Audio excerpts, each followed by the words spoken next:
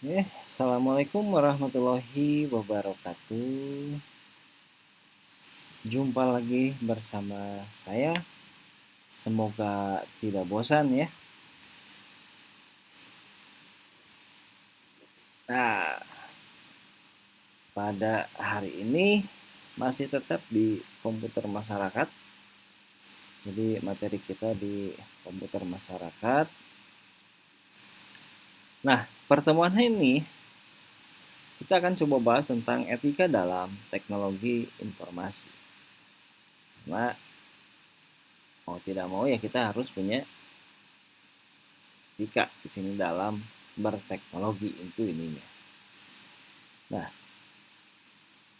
etika dalam teknologi informasi menjadi penting karena menciptakan budaya trust atau kepercayaan, tanggung jawab, integritas, dan keunggulan dalam penggunaan sumber daya.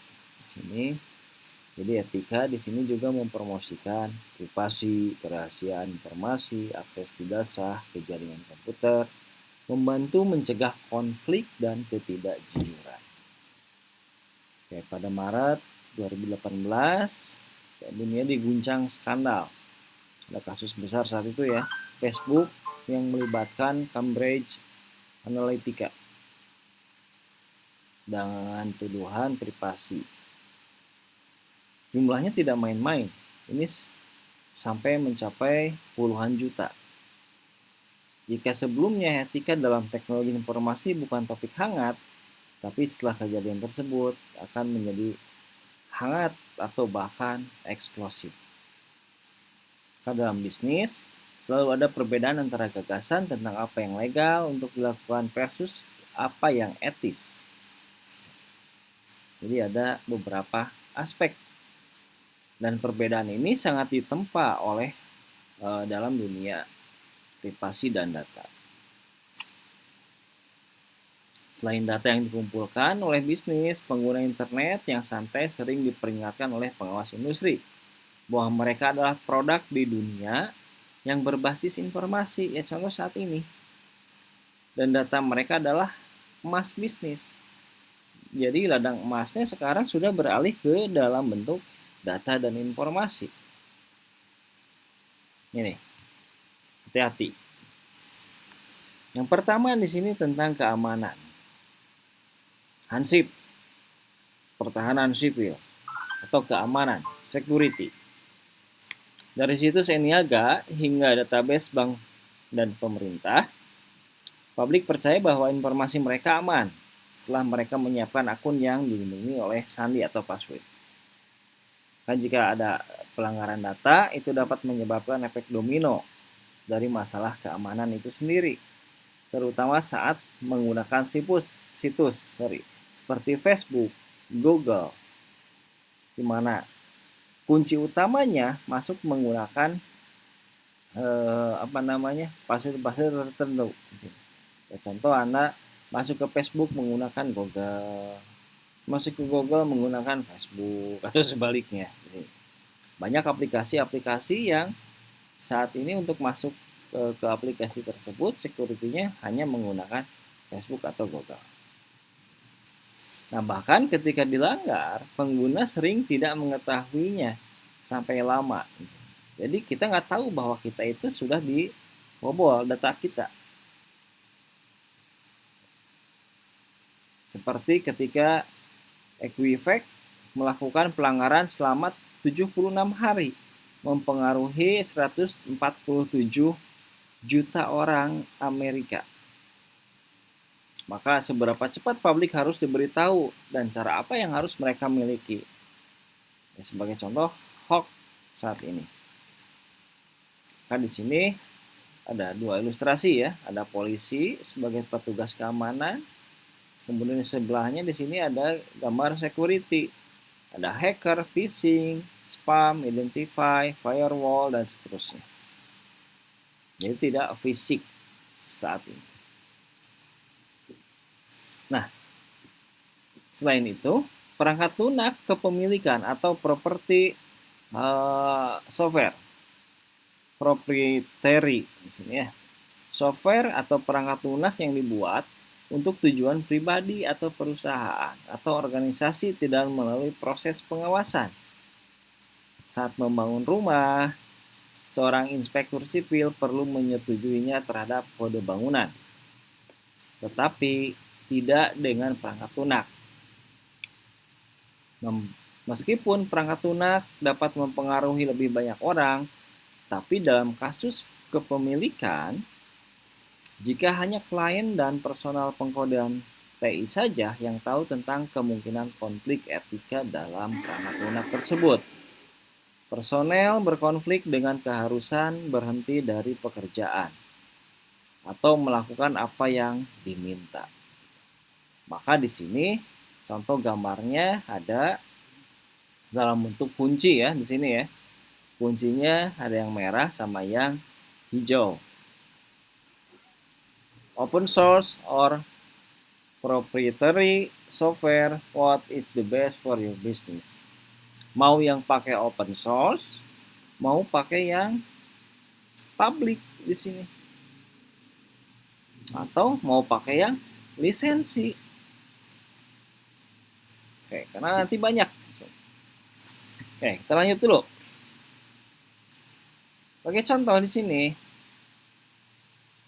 untuk pembelajaran mendalam atau deep learning dan kecerdasan buatan artificial intelligence.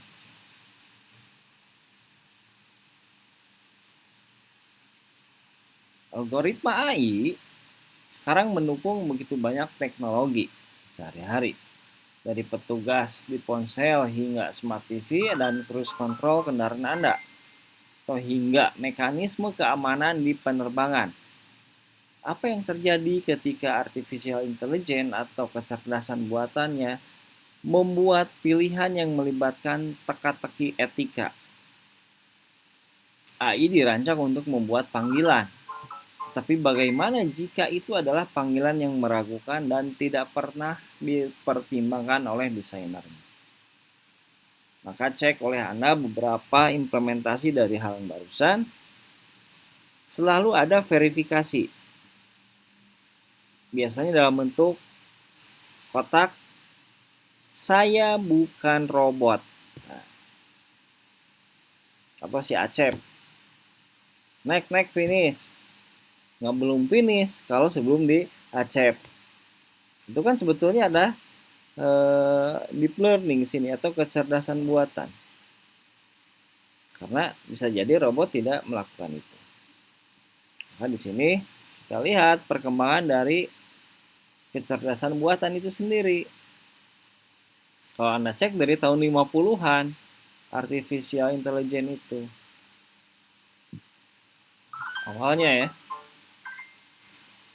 Masuk 80 di sini mesin learning sampai 2010. Sekarang masuk lagi deep learning. Kenapa sampai dalam di sini? Ini yang dipakainya neuron, otak, jaringan-jaringannya atau saraf tiruan. Kita lihat yang menjadi persoalan pada etika juga di sini yaitu ketidaktahuan orang tua atau parental ignorance. Ini bahaya di sini. Karena faktanya saat ini memang sudah terjadi. Orang tua ingin mereka begitu banyak kehidupan anak mereka. Upload momen-momen pribadi yang menghibur. Bahkan sampai mengiklankan secara tidak langsung.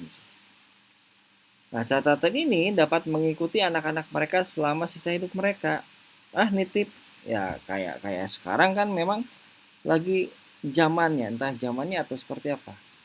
Facebook nitip foto, IG nitip foto dan seterusnya. Nah, di sini pada titik manakah hak orang tua mengalahkan hak anak dan pihak mana yang harus dilindungi oleh dunia TI? Silakan cek sekarang.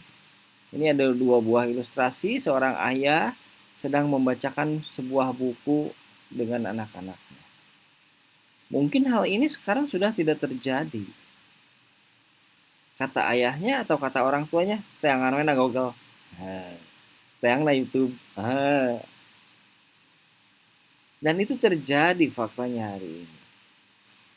Maka peran orang tua di sini sangat signifikan. Ilustrasi gambar kedua di sini, 3 orang anak menggunakan gadget yang berbeda. Kita tidak tahu, orang tuanya tidak tahu apa yang dibukanya. Ini kan bahaya juga, mengancam. Jadi ancaman itu atau etika itu tidak selamanya berhubungan dengan yang tadi. Terakhir, etika penggunaan pada komputer di sini. Banyak ada IPR, intellectual property right, hak cipta, hak paten dan seterusnya. Nanti ada ULA ya. HAKI, di sini HKI atau hak kekayaan intelektual merupakan istilah di sini yang dipergunakan untuk merujuk kepada seperangkat hak eksklusif. Hak eksklusif yang masing-masing diberikan kepada seseorang yang telah menghasilkan karya dari olah pikirnya yang memiliki wujud, sini sifat atau memenuhi kriteria tertentu berdasarkan peraturan perundang-undangan yang berlaku tentunya. Kemudian, intellectual property right atau IPR digunakan dalam beragam aturan perundang-undangan serta penamaan untuk unit teknis. Nanti tiap negara akan berbeda, tapi nanti ada standarnya. Unit teknis negara yang diserahi tanggung jawab untuk menyelenggarakan sistem pemberian dan pengelolaan HKI-nya, yaitu di Indonesia adalah Direktorat Jenderal Hak Kekayaan Intelektual, Jenderal HAKI. Sedangkan hak cipta di sini merupakan hak eksklusif dari pencipta atau pemegang hak cipta dalam mengatur, mengumumkan, atau memperbanyak penggunaan hasil penuangan gagasan, hasil ciptaan atau informasi tertentu, atau memberi izin untuk itu dengan tidak mengurangi pembatasan menurut aturan perundang-undangan yang berlaku juga. Ini ya, usah pelak terus. Nah, terakhir hak paten merupakan hak kepemilikan.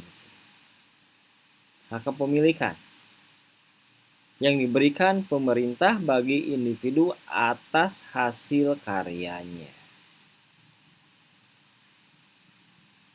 Pak, gimana kalau ATM? Amati, tiru, modifikasi sekarang banyak. Ya, pasti ada perbedaannya di situ. Maka harus dideskripsikan dengan jelas. Jangankan seperti itu, yang sudah dibuat dalam bentuk pabrikasi aja. Banyak, apalagi dengan teknologi saat ini. Kalau kita berbicara produk kasar, fisik, barang fisik aja bisa diduplikasi, apalagi software. Itu. Maka di kita sering terjadi konflik. Padahal dia sendiri menggunakan softwarenya bajakan. Karena egonya yang terlalu bagus di sini, maka dia tidak bisa menerima hal itu. Bahaya di sini. Dia sendiri menggunakan software bajakan. Karyanya melihat dari yang lain. Saya ambil contoh, pemrograman. Anda bikin sebuah aplikasi, Anda sebut ini aplikasi buatan saya. Menggunakan tools bahasa pemrograman A, dan seterusnya. Bahasa pemrograman tersebut harus dibeli legal lisensinya. Ternyata tidak. Itu kan bahaya. Artinya nanti harus Kalau dalam Islam harus kafah, harus keseluruhan di sini ya. Oke, kita sama-sama belajar di sini maksudnya. Nanti silahkan Anda cek Direktorat Jenderal Hak Kekayaan Intelektual. Karena banyak kasus di sini. Sebagai contoh, nanti silahkan cek tahu itu buatan mana, tempe buatan mana, dan seterusnya. Atau ada yang memang pencipta dan pemegang hak ciptanya itu berbeda. Atau hak patennya. Penciptanya si A, pemiliknya si B.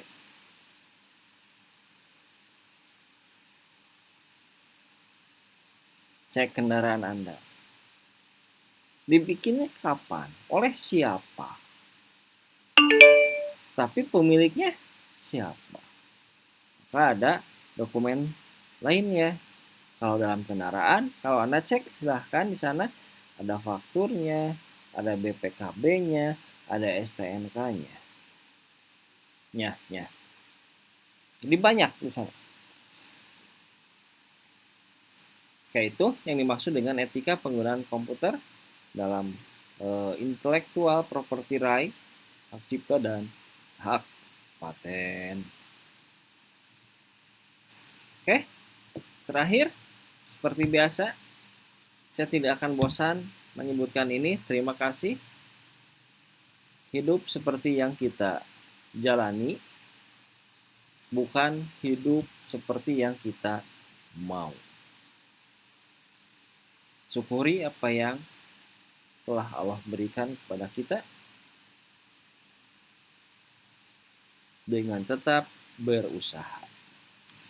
Terima kasih. Assalamualaikum warahmatullahi wabarakatuh.